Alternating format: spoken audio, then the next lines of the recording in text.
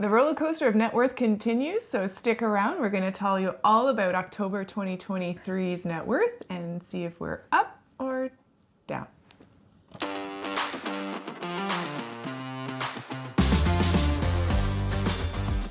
Hey, welcome back to the channel. Since 2019, we have been sharing our journey to financial independence with you. 2024 is just around the corner, and today we are going to be sharing the net worth calculation for October 2023.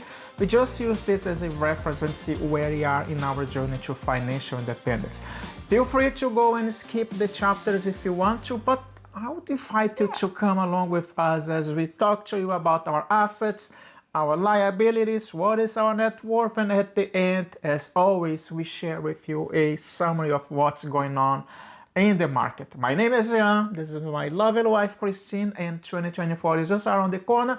As we do record this video today, as you are watching this video on Sunday, November the 12th. 12th? How many days are we away from our financial independence? 141 days.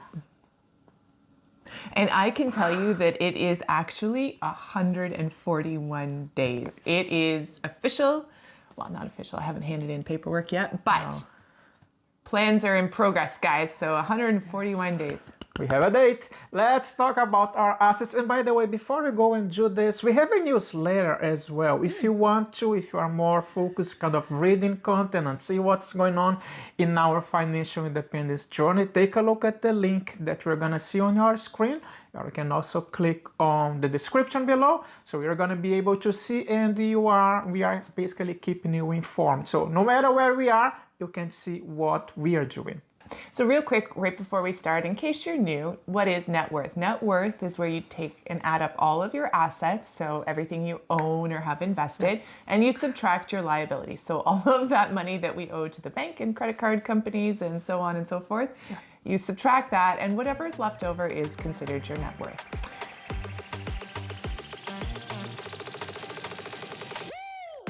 For us, our assets, as always, start off with our real estate assets, including our home here in Toronto, as well as the condo that we own in Brazil, and that comes out to $1,110,000. The second asset that we have is Christine pension. If you have been following our journey, so we discussed about this topic before, but year to date is the same amount. It's $34,054. Yeah. Now, we've had a few questions. This isn't the value of the pension. This is what would be projected to come in each year if we decide to pull that or take that pension. So it's not the total value. It's probably not the best way to represent it, but we didn't really have any other way to put a value in here for the pension, so we just stuck to the yearly value that would have been received. Yeah. The next one is our investment accounts. So this is all of our investments outside of the Smith maneuver. So those come out to $487,210. We usually talks about the Smith maneuver. It's more for a Canadian term that it's a strategy that we are using to use a home line of credit and withdraw that money to investment. So that's a rationale behind, and the accountants out there are going to understand, which is tax beneficial in our case. So that's basically a margin account. So we withdraw the money from the bank. We are using this money to invest in a margin account, and we finish that account, which basically pays Canadian dividend paying stocks. It ended with $145,469. So like we mentioned at the beginning, we're going to add all of those up. That total comes out to $1,776,733. Yeah. 733. I like the 33 at the end. Those are our assets.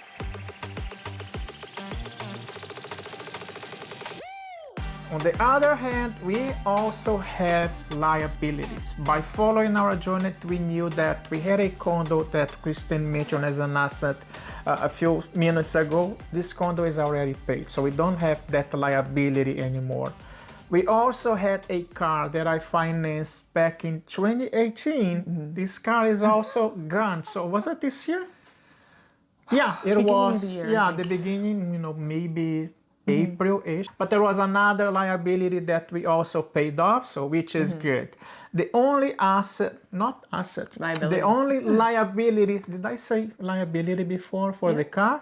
Yeah, but you know what I mean, right? Thank you. The only liability that we have as of today is this house that we're living up here in Toronto, and we ended the month with $753,204. Okay. So that net worth calculation, when you figure it all out, works something like this: $1,776,733 in assets, subtract $753,204 in liabilities, and the net worth for October, not November, October of 2023 comes out to $1,023,529. So we just squeaked back over that 1 million line again for another month, but it is down. It is down. Not a shock, I think, for most people invested in the market. We got an email from Sarah at the beginning. We are recording this mid-November, right? So that's when we got the statements and everything. So we got an email from Sarah saying, your net worth is going to be down. Mine was down. And that's exactly what happened.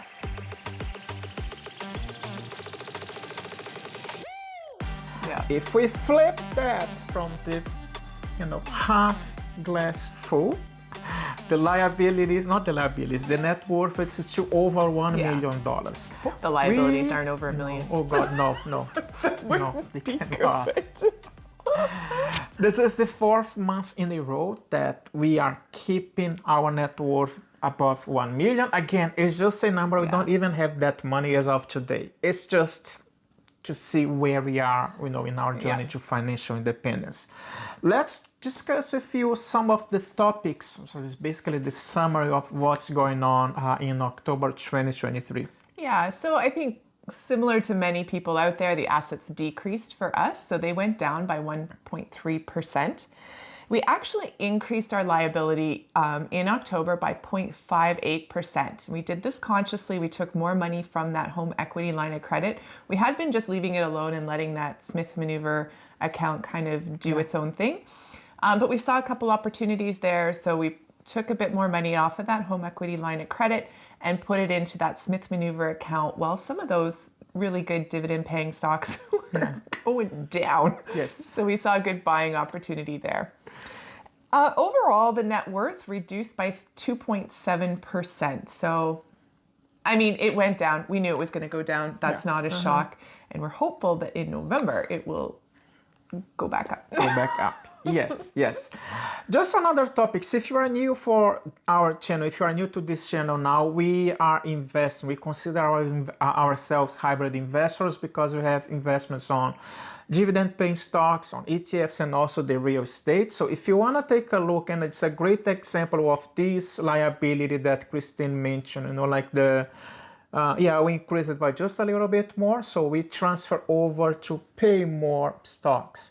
The results you're going to see, because as we recorded the dividend income for October 2023, it was the highest month that we were able to receive dividends. I'm not gonna tell you what is the amount, other than you have to go watch. You gotta go and watch, because it was the highest amount that we received since we started back in 2019. Yeah, and so when you look year over year, our net worth has increased by 13%. So if we look back at October of 2022, we're 13% higher this year. And in fact, month over month, our net worth on average is increasing right around 1.48% a month from the beginning of our journey, right? So obviously it went down compared to last month, but overall, in general, it's increasing. Yeah. The goal was $1,300,000 in 2023. We are in November. This is for October though. October. We had 2 months to go to over 1.3. I don't think that is going to happen, but that's fine. All that I can tell you is we are down around 2%. So it's 78% of our goal of 1.3 million. That's okay. It is. All we need is that 60,000 in dividends and we're out the door. Out of the door.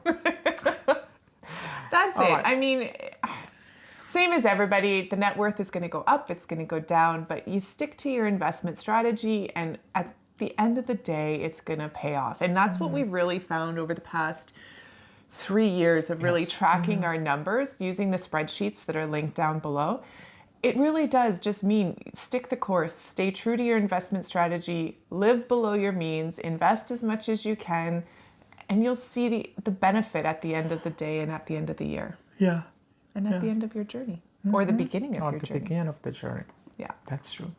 So anyways, that's the video for this week. We hope everybody had a great one, and we'll see you soon. We hope that you're well. We hope that you're safe, and you'll see you in our next video. Take care, guys. Bye.